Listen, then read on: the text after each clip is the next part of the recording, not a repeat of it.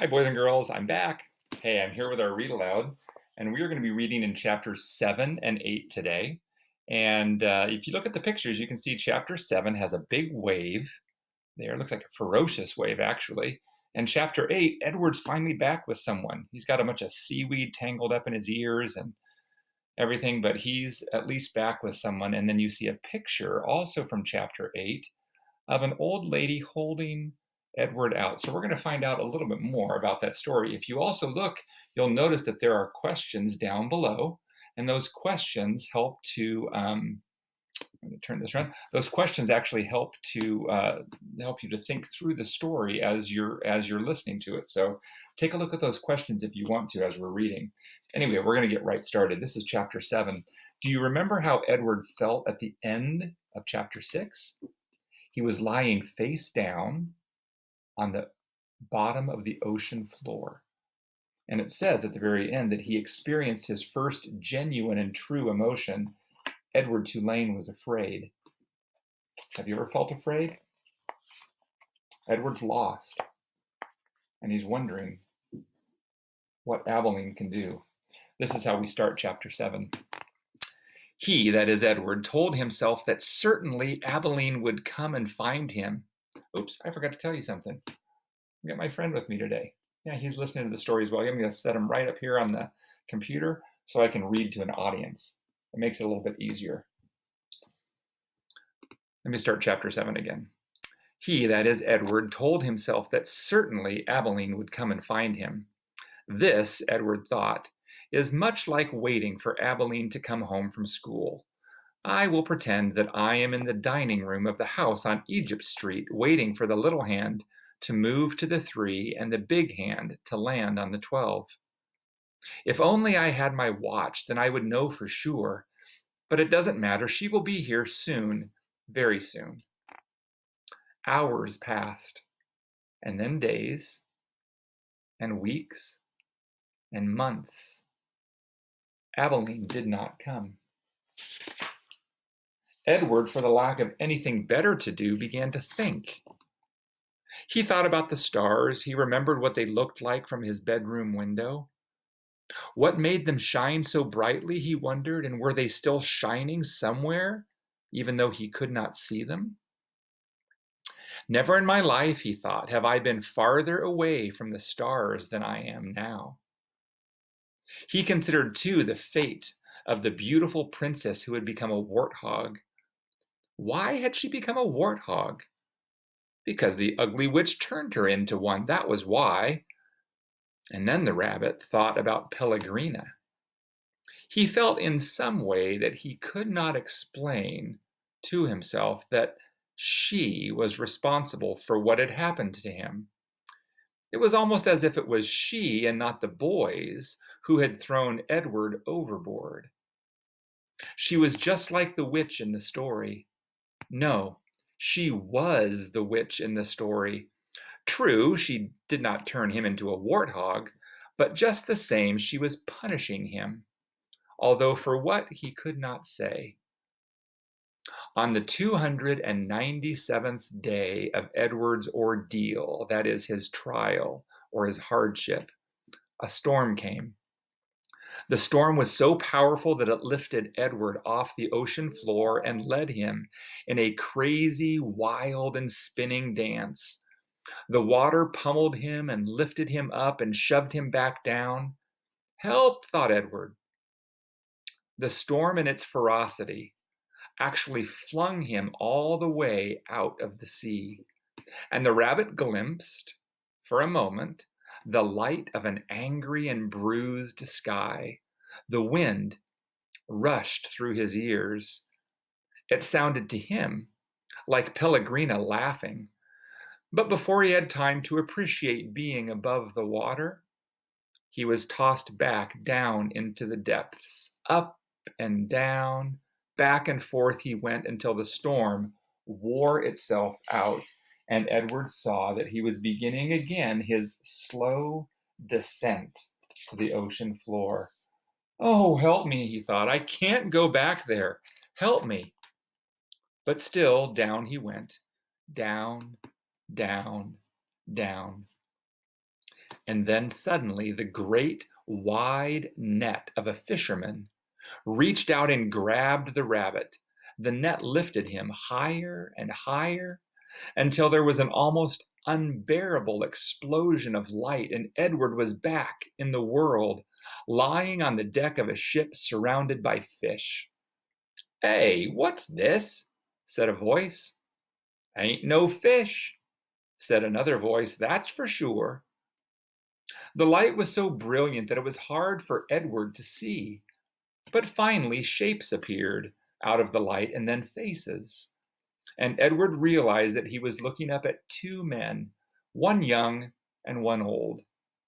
"Looks like some toy," said the grizzled old man. He bent and picked Edward up and held him by his front paws, considering him. "A rabbit, I reckon. It's got whiskers and rabbit ears, or the shape of rabbit ears at least." "Yeah, sure, a rabbit toy," said the young man, and he turned away. "I'll take it home to Nellie. Let her fix it up and set it to rights. Give it to some child." The old man placed Edward carefully on a crate, positioning him so that he was sitting up and could look out at the sea. Edward appreciated the courtesy of this small gesture, but he was heartily sick of the ocean, and he would have been satisfied to never set his eyes on it again. "There you go," said the old man. As they made their way back to the shore, Edward felt the sun on his face and the wind blowing through the little bit of fur left on his ears. And something filled his chest, a wonderful feeling. He was glad to be alive.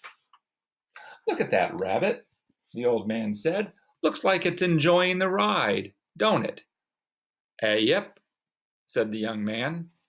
In fact, Edward Tulane was so happy to be back among the living that he did not even take umbrage, that means he was not offended, at being referred to as it.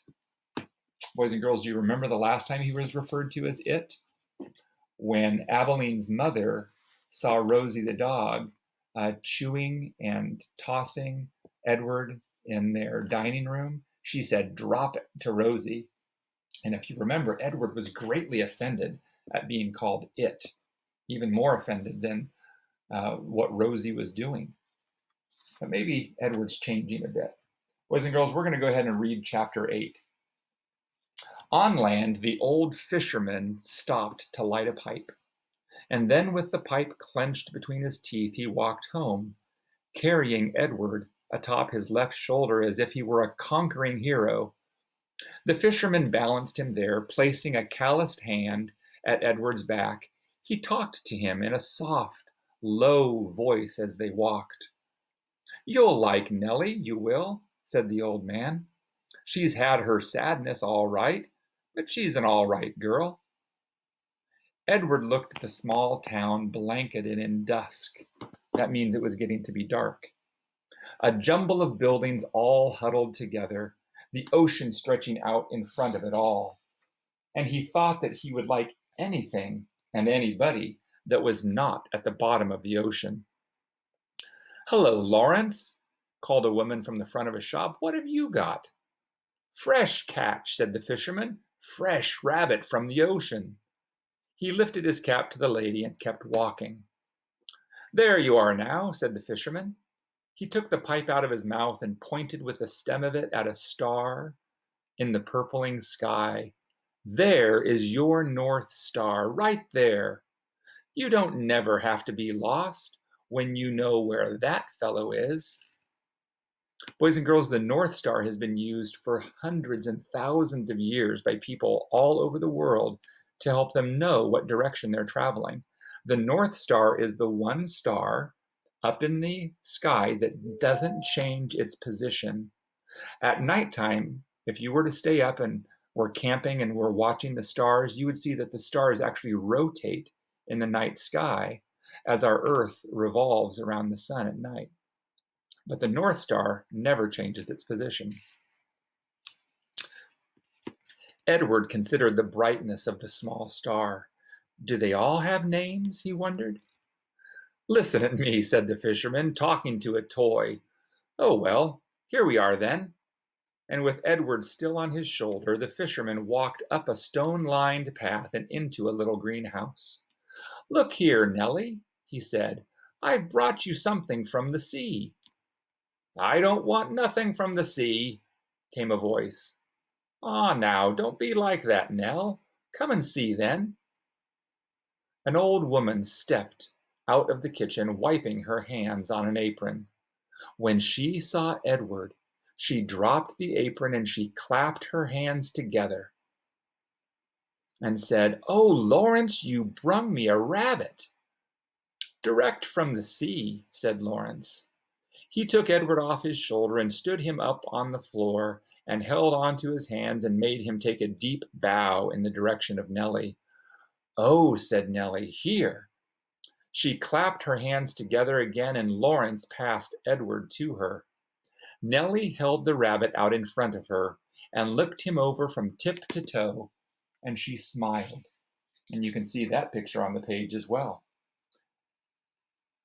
Have you ever in your life seen anything so fine? She said. Edward felt immediately that Nellie was a very discerning, or rather, a smart woman. She's beautiful, breathed Nellie. For a moment, Edward was confused. Was there some other object of beauty in the room?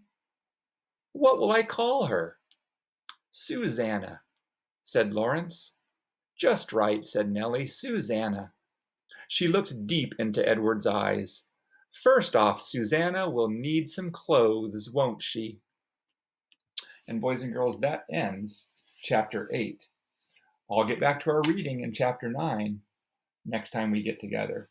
Bye for now.